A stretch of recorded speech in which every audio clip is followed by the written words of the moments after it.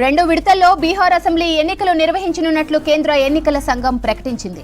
మొదటి విడత ఎన్నికలు నవంబర్ 6న, రెండో విడత ఎన్నికలు నవంబర్ 11న నిర్వహించనున్నట్లు చెప్పారు. కౌంటింగ్ నవంబర్ 14న చేసి రిజల్ట్ ప్రకటించనున్నారు. బీహార్లో మొత్తం 243 స్థానాలకు ఎన్నికలు జరగనున్నాయి. దాదాపు 7,43,00,000 మంది ఓటర్లు ఓటు హక్కు వినియోగించుకోనున్నారు. బీహార్ ఎన్నికలకు సంబంధించి మరింత సమాచారం మదార్ అందిస్తారు. మదార్, బీహార్ ఎన్నికల నగారా మోగింది కదా, అప్డేట్స్ ఏంటి? కొద్దిసేపటి క్రితమే బీహార్ అసెంబ్లీ ఎన్నికలకు సంబంధించిన నగారా మోగింది. రెండు విడతల్లో ఎలక్షన్స్ నిర్వహించేందుకు కేంద్ర ఎన్నికల సంఘం అన్ని సిద్ధం చేసింది. ఆ మేరకు షెడ్యూల్ ను విడుదల చేసింది. నవంబర్ 6వ తారీఖున మొదటి ఫేజ్ కు సంబంధించి 121 స్థానాల్లో పోలింగ్ అనేది కూడా నిర్వహించబోతున్నారు. ఇక నవంబర్ 11వ తారీఖున 122 స్థానాలకు పోలింగ్ అనేది కూడా ఉంటుంది. మొత్తంగా 14వ తారీఖున వాటికి సంబంధించినటువంటి కౌంటింగ్ ఉంటుంది. ఇక నవంబర్ 16వ తారీఖు తోటి ఎన్నికలకు సంబంధించినటువంటి ప్రక్రియ ముగుస్తున్నట్లుగా కేంద్ర ఎన్నికల సంఘం ప్రకటించింది. ఇక ఈ బీహార్ అసెంబ్లీ ఎన్నికలతో పాటు 7 రాష్ట్రాల్లో 8 అసెంబ్లీ స్థానాలున్నాయి. వాటికి 11వ తారీఖు అంటే బీహార్ అసెంబ్లీ ఎన్నికలకు సంబంధించి రెండో ఫేజ్ నాడు వాటికి సంబంధించినటువంటి మిగతా 8 అసెంబ్లీ నియోజకవర్గాలకు కూడా ఉప ఎన్నిక ఉండబోతుంది. దాంట్లో ప్రధానంగా తెలంగాణకు సంబంధించి జూబ్లీహిల్స్ ఎన్నిక కూడా 11వ తారీఖున ఉండబోతుంది. జూబ్లీహిల్స్ తో పాటు ఇటు రాజస్థాన్ కు సంబంధించినటువంటి రాష్ట్రంలో ఒక నియోజకవర్గానికి ఎన్నిక ఉంది. జమ్మూ కాశ్మీర్ లో 2, జార్ఖండ్ కు సంబంధించి 1, పంజాబ్, మిజోరాం, ఒడిశా రాష్ట్రాల్లో ఒక్కొక్క నియోజకవర్గానికి పోలింగ్ అనేది కూడా ఉండబోతుంది. మొత్తంగా 11వ తారీఖున ఈ 7 రాష్ట్రాల్లోని 8 అసెంబ్లీ సెగ్మెంట్స్ కి ఉప ఎన్నిక ఉంటుంది.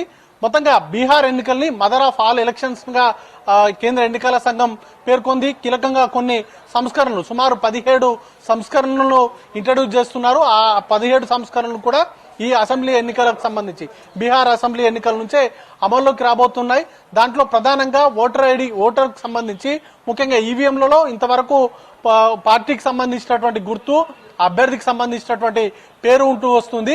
బట్ ఇప్పటి నుంచి అభ్యర్థికి సంబంధించినటువంటి కలర్ ఫోటోను కూడా ముద్రించాలి అనేటువంటి ఒక నిర్ణయాన్ని కూడా తీసుకున్నారు.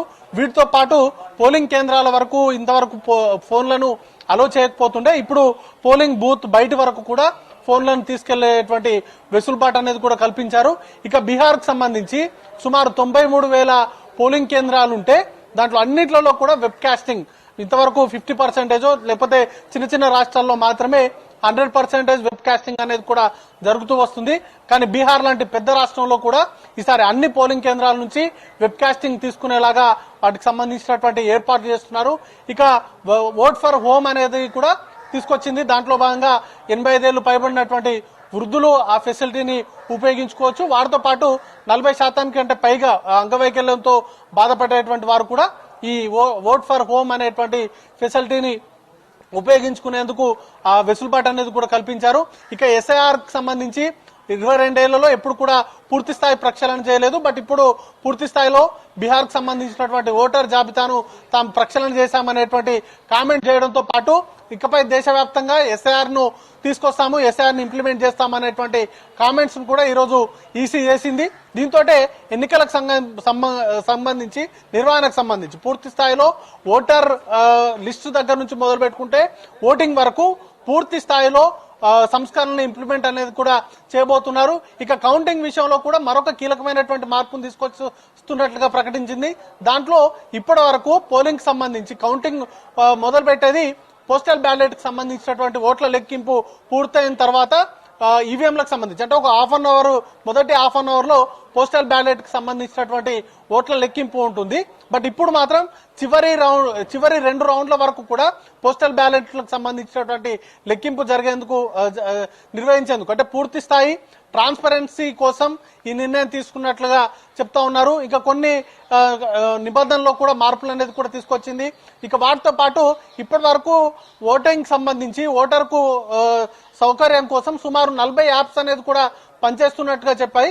బట్ ఇప్పుడు ఒకే యాప్ కిందకి అన్ని ఈ సౌకర్యాలను తీసుకొచ్చేటువంటి ప్రయత్నం చేశారు. దాంట్లో భాగంగానే ఒక కొత్త యాప్ ని ఇంట్రడ్యూస్ చేస్తున్నారు. దాంట్లో భాగంగానే వీటన్నిటికి సంబంధించినటువంటి కంప్లైంట్స్ కావచ్చు లేకపోతే ఇతర అంశాలన్నిటి కూడా దాంతో పంచుకునే విధంగా ఈ యాప్స్ అనేది కూడా తీసుకొచ్చింది. మొత్తంగా అయితే కొద్దిసేపటి క్రితమే బీహార్ ఎలక్షన్స్ కి సంబంధించి ఒక క్లారిటీ అయితే ఇచ్చింది. 2 ఫేజుల్లో ఎలక్షన్స్ ను నిర్వహించడంతో పాటు దేశవ్యాప్తంగా 7 రాష్ట్రాల్లో 8 అసెంబ్లీ నియోజకవర్గాలకు సంబంధించినటువంటి బైపోల్కి సంబంధించినటువంటి ఎన్నికలకు సంబంధించినటువంటి తేదీని పూర్తి అఫీషియల్ గా అనౌన్స్ చేశారు శ్రవంతి.